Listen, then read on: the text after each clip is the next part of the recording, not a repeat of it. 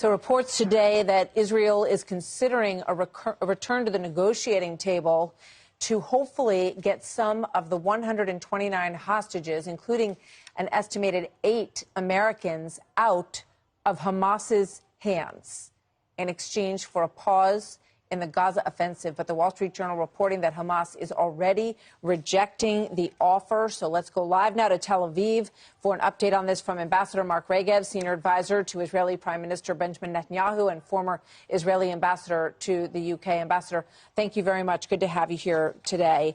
Obviously, these families, and we have spoken with several of them, they hang on every word of the potential of a release. There was some suggestion that 40 people might be included in this deal. Is it off? It can't be off if it's not on. And we're exploring any opportunity to have our people released. It's a living hell for them in Gaza, obviously. It's a living hell for their families who worry about their loved ones, for being held by this terrible, brutal, horrific terrorist organization that has shown us what sort of violence it is capable of.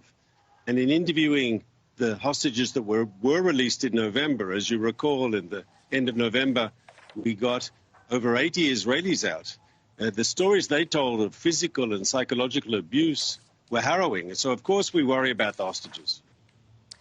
So, you know, what at that point, the sort of the leverage was to give more supplies into Hamas to allow for a bit of a pause in the fighting for the people of Gaza, of the Gaza Strip as well. I mean, what is the leverage like at this point, and how, what can be offered in order to help get some of these people out? So, Martha, the main leverage we have is our military action, because we've been hitting Hamas hard. We've been killing its terrorists. We've been breaking up its military machine. We've been going into the tunnels that it spent all those years building. And we are taking apart, slowly but surely, Hamas's military capabilities. And we're hitting them hard. And just as in the past, military action expedited the release of hostages because Hamas was desperate for a ceasefire. And the only way we'll agree to a ceasefire is if they release hostages. We believe the military action we're taking today can help bring out hostages in the future. How close do you think you are to a new round of serious talks, Ambassador? I cannot answer that question. I can only say that if there is a serious opportunity to have hostages released, not just talk, a serious opportunity, Israel will embrace that possibility and will keep the pressure on Hamas up. We'll keep ratcheting it up until we get that release. How forceful are the efforts to extract hostages separate from a ceasefire, momentary ceasefire deal? So obviously our forces in Gaza are always on the lookout for hostages, to release hostages if we can find any. Our soldiers who are going into battle, they are motivated, they're committed to defeating Hamas, and they have as their top priority.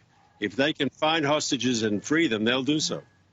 Well, we know these families, and we pray for them, and we know they hang on every word of hope, and that as the fighting continues, it is more difficult for them. So we hope that these hostages will be extracted or released soon, and that a deal to do that will be underway shortly. Thank you very much, Ambassador Regev.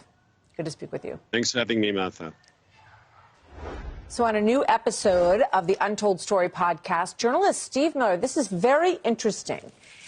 He talks about, he wrote 2 pieces on this for Real Clear Investigations, how millions of dollars are being funneled through nonprofits